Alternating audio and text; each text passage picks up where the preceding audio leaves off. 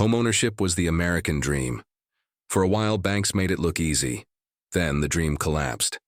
This is how the 2008 housing crash changed the world forever. In the early 2000s, money was cheap and credit was everywhere. Interest rates were low, and getting a loan felt as simple as signing your name. Banks began lending to almost anyone, regardless of their ability to repay. Wall Street investors then took these risky mortgages, bundled them together, and sold them as complex financial products. On the surface, everyone was making money, from the homeowner to the banker to the global investor. The party was in full swing, and nobody wanted to ask what would happen if the music suddenly stopped. Then, the defaults began. It started as a trickle and quickly became a flood.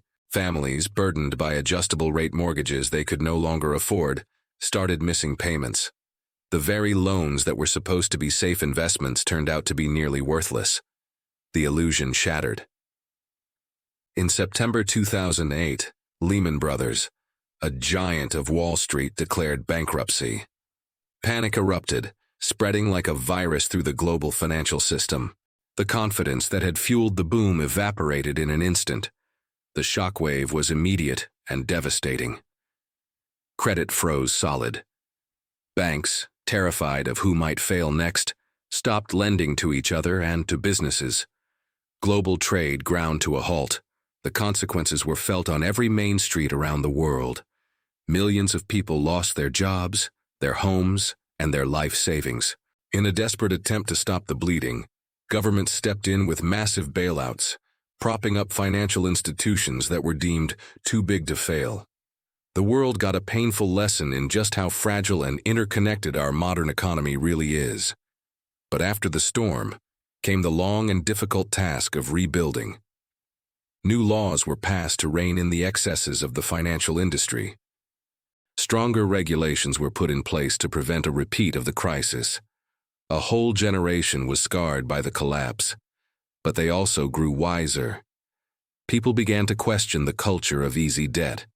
They started prioritizing value over speculation and took a harder look at how to protect their savings for the long term. It was a slow, painful recovery, but one built on a foundation of resilience. The 2008 crash wasn't just about houses or complex financial instruments.